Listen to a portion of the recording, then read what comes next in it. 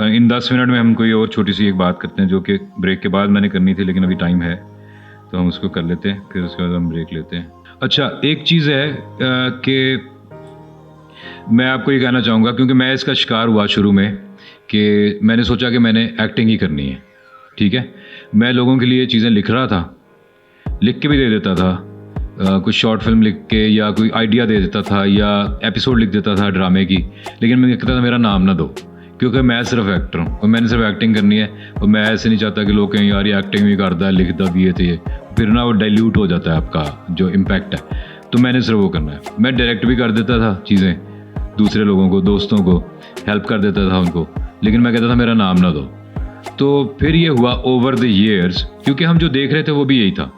वो ये था कि जो होस्ट था वो सिर्फ होस्टिंग करता था, तारिक अजीज़ साहब हों या ज़िया मोहिद्दीन साहब हों या और इस तरह के लोग, दिलदार परवेज़ भट्टी साहब, तो ये सिर्फ होस्टिंग करते थे। जो सिंगर्स थे वो सिर्फ गाने गाते थे, एक्टर्स सिर्फ एक्टिंग करते थे।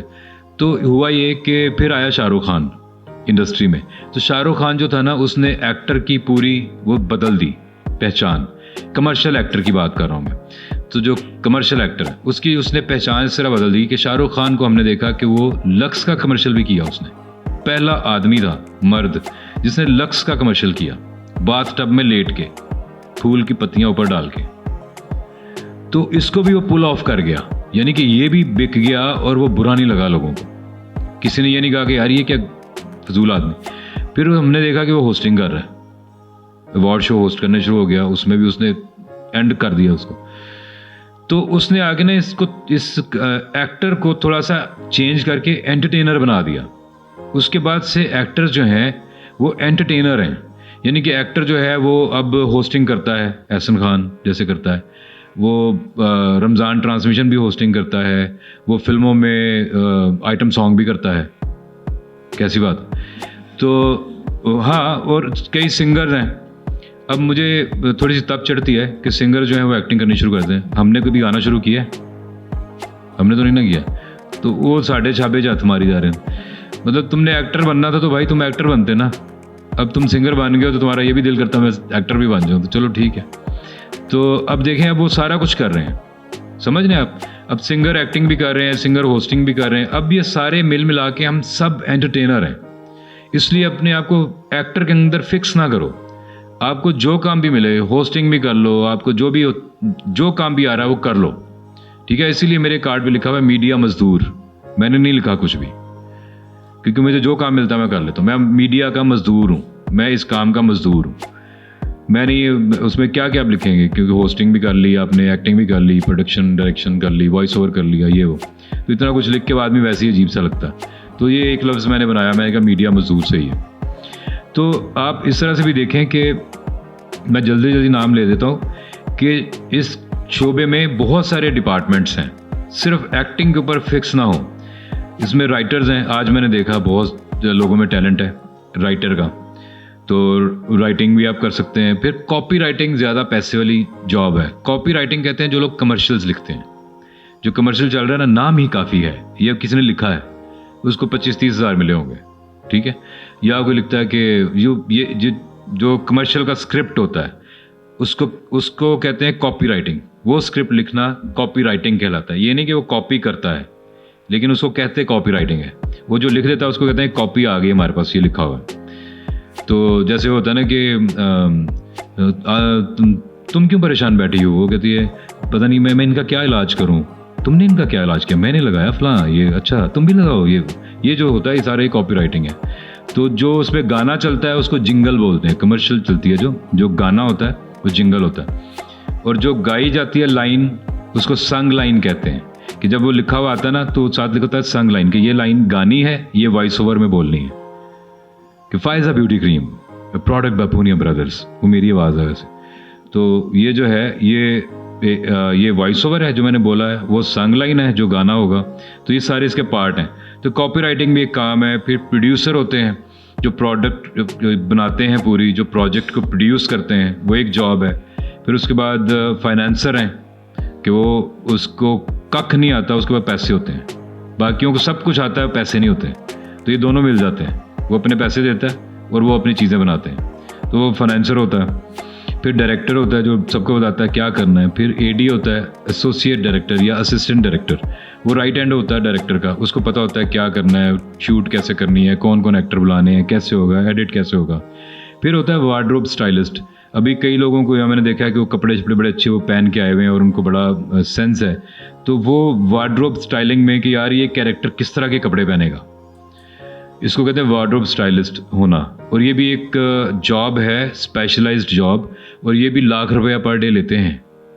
ये अभी हम जो कमर्शियल करके आए हैं उसमें हमारे साथ जो फराज शेख एक कराची के वार्डरोब स्टाइलिस्ट हैं, तो वो उसने लाख रुपया 1.5 लाख रुपया लिया पर डे, और उसने सिर्फ एक जैकेट बनाई है आके, ये जैकेट बना दो निम्रा को।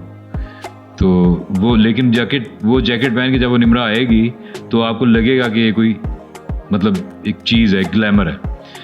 तो वो भी एक जॉब होती है इसमें। अब जिन लोगों का जहन जिधर चलता है मुझे नहीं पता, मैं तो रैंडमली चीज़ें आप पे थ्रो कर रहा हूँ, आप खुद देखें कि आप कौन सी चीज़ एब्जॉर्ब कर पा रहे हैं। फिर मेकअप आर्टिस्ट जो हैं वो ले लेते हैं लाख रुपए पर डे तक, ठीक है, 5,000 से शुरू होते हैं।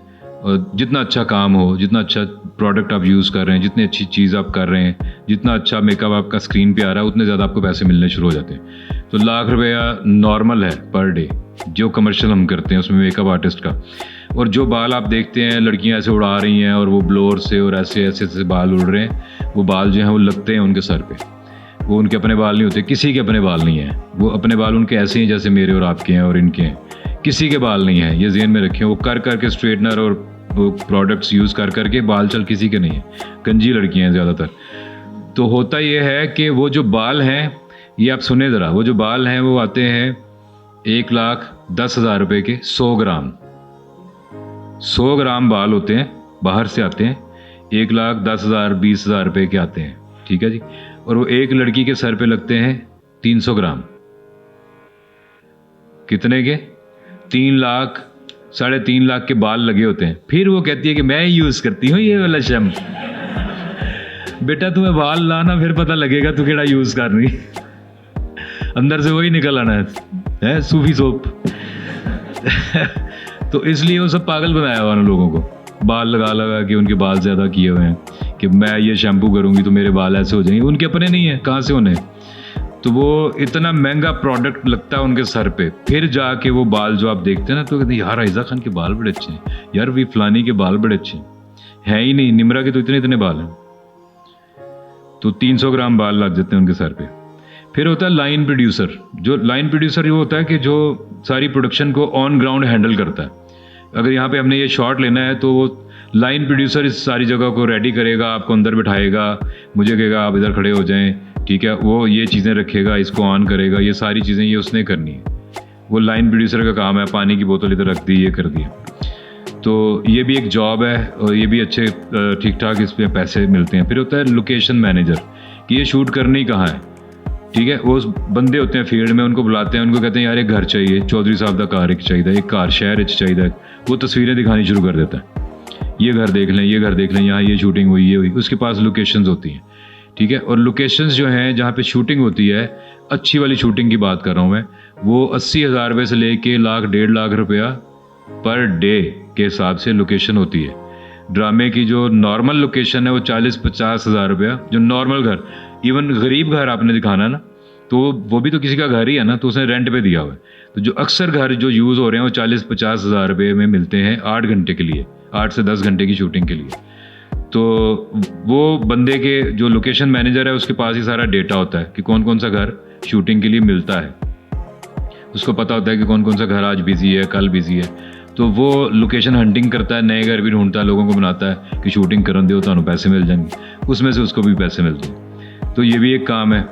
फिर उसके बाद आर्ट डायरेक्टर होता है, ये आर्टिस्ट टाइप आपका काम आ गया। आर्ट डायरेक्टर ये सोचेगा कि ये जो है ये कहाँ लगनी चाहिए, ये यहाँ लगेगी, ये नज़र आएगा कि नहीं आएगा, इस पे लाइट पड़ रही है कि नहीं, यहाँ पे दीवार पे तस्वीरें लगा दो, खाली दीवार ना हो, यहाँ पे ये बना दो, पपट शो होना है, बाद में लोग इससे रिलेट करेंगे। ये आर्ट डायरेक्टर का काम है, आर्ट डायरेक्शन है, ठीक है, इसको कहते हैं आर्ट डायरेक्शन। फिर कास्टिंग डायरेक्टर होता है, जब आप स्क्रिप्ट निकाल लेते हैं, कैरेक्टर निकाल लेते हैं, तो साथ बैठ के वो कहता है इस रोल में इसको कास्ट कर लो, इस रोल में इसको कर लो, ये बेहतर लगेगा। वो कास्टिंग डायरेक्टर होता है। इधर ये कम होता है, ज़्यादा नहीं होता, क्योंकि इधर सबको खुद ही पता है सारा कुछ ना, कोई किसी को हायर नहीं करता। तो फिर डीओपी होता है जिसको हम कहते हैं डायरेक्टर ऑफ फोटोग्राफी, जो कि लाइट करता है आके कि ये सीन इस तरह का है कि उसका ब्रेकअप हो गया है, लड़की चली गई है, लड़का आया है वापस, अकेला बैठा हुआ है, तो डिम लाइट है। वो डिम लाइट भी लाइट होती है, वो डिम लाइट करनी पड़ती है, इस तरह बनानी पड़ती है कि वो उस तरह से शूट में आ सके कैमरे में। ठीक है, वो ऐसा नहीं होगा कि आप ये लाइट कम कर देंगे तो वो कैमरे में डिम लाइट लगेगी, ये बनानी पड़ेगी। या आपने दिखाना है कि फेस्टिविटी है, शादी है या कोई पार्टी है, तो ग्लिटरी माहौल है, सबके चेहरे चमक रहे हैं, उसकी लाइट फ़र्क होगी। ठीक है, आपने दिखाना है कि हॉरर है, उसकी लाइट फ़र्क होगी, वो कट लाइट होगी, कहीं लाइट होगी कहीं नहीं होगी। तो इस तरह करके वो डीओपी जो होता है वो अलग होता है और कैमरामैन अलग होता है। एक बंदा सिर्फ लाइट करता है, वो कैमरा नहीं ऑपरेट करता, कैमरा दूसरा होता है। पाकिस्तान में दोनों एक ही होते हैं, वही लाइटिंग भी करता है, वही कैमरा भी ऑपरेट करता है। तो उसके बाद ग्रिप्स होते हैं, वो लोग होते हैं जो चीज़ें पकड़ के खड़े होते हैं, कटर्स, लाइट्स वगैरह, ये जॉब्स हैं। फिर गैफर होता है जो कि लाइट वगैरह प्लेस करवाता है, जो लाइट डिपार्टमेंट का हेड होता है। फिर एक नई जॉब है हमारे यहाँ जिसको बोलते हैं DIT, डिजिटल इमेजिंग टेक्नीशियन। ये सारा जो रिकॉर्ड होगा वो आदमी सिर्फ ये काम करता है, वो लैपटॉप और हार्ड डिस्क लेके बैठा होता है कि वो कार्ड कॉपी करता रहता है, साथ साथ उसका डेटा बनाता रहता है, उसका बैकअप बनाता है। उसको बोलते हैं DIT का बंदा, जो ये DIT का बंदा।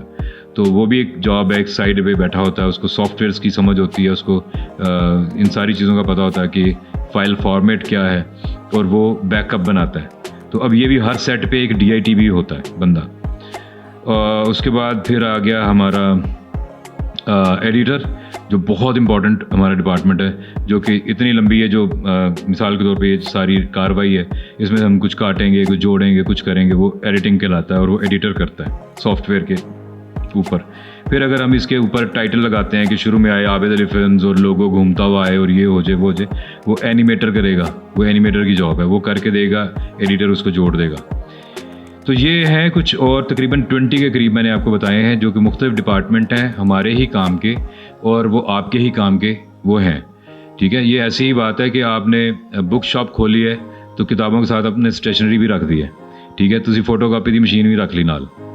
तो आपको जो जो चीज़ें स्किल्स आप इसमें से सीखते जाएंगे, आपका स्किल सेट बढ़ता जाएगा, आपके चांसेस यहाँ पे बढ़ते जाएंगे काम करने के। तो अब लेते हैं हम यहाँ पे एक ब्रेक।